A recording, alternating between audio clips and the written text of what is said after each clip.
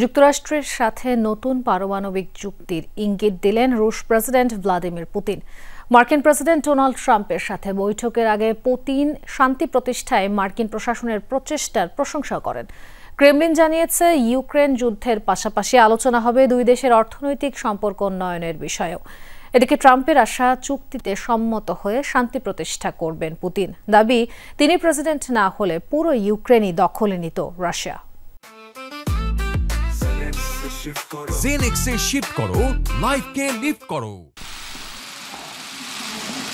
বিশ্বের সবচেয়ে শক্তিধর দুই দেশের রাষ্ট্রপ্রধানের মধ্যে বৈঠক। গত 3.5 বছর ধরে চলা ইউরোপের সবচেয়ে বড় সংকট ইউক্রেন যুদ্ধ ইস্যুতে হবে আলোচনা। সঙ্গত কারণেই বর্তমানে ট্রাম্প পুতিন বৈঠক নিয়ে আলোচনা তুঙ্গে। কি সিদ্ধান্ত আসতে পারে তাদের সরাসরি সাক্ষাতে? ইউক্রেন যুদ্ধের জেরে তলানিতে ঠেকেছে রাশিয়া ও যুক্তরাষ্ট্রের সম্পর্ক, যার জেরে দুই দেশ স্থগিত করেছে একের পর এক চুক্তি। তবে এবার আশার কথা শোনালেন রুশ প্রেসিডেন্ট ভ্লাদিমির পুতিন। মার্কিন প্রেসিডেন্টের সাথে আলোচিত বৈঠকের আগে জানালেন, কৌশলগত অস্ত্র নিয়ে নতুন চুক্তি হতে পারে মস্কো ওয়াশিংটনের মধ্যে। আমেরিকার বর্তমান প্রশাসন শত্রুতা সংকট বন্ধের লক্ষ্যে সংশ্লিষ্ট সকল পক্ষের মধ্যে চুক্তিতে পৌঁছানোর জন্য বেশ উদ্যমী ও আন্তরিক প্রচেষ্টা চালাচ্ছে, যাতে রাশিয়া ও ইউরোপের মধ্যে দীর্ঘমেয়াদী শান্তি প্রতিষ্ঠা করা যায়। তাদের সাথে কৌশলগত আক্রমণাত্মক অস্ত্র নিয়ন্ত্রণে চুক্তিতে পৌঁছানো গেলে এই শান্তি আরও দৃঢ় হবে।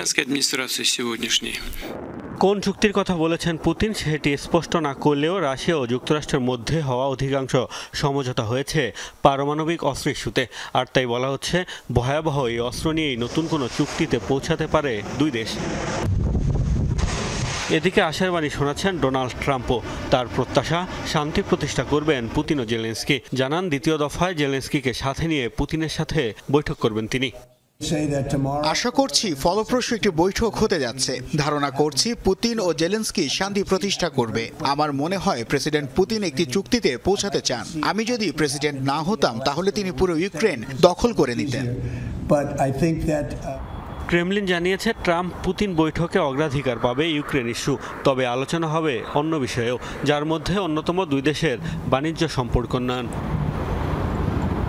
মোস্তফা মাহমুদ, যমুনা নিউজ।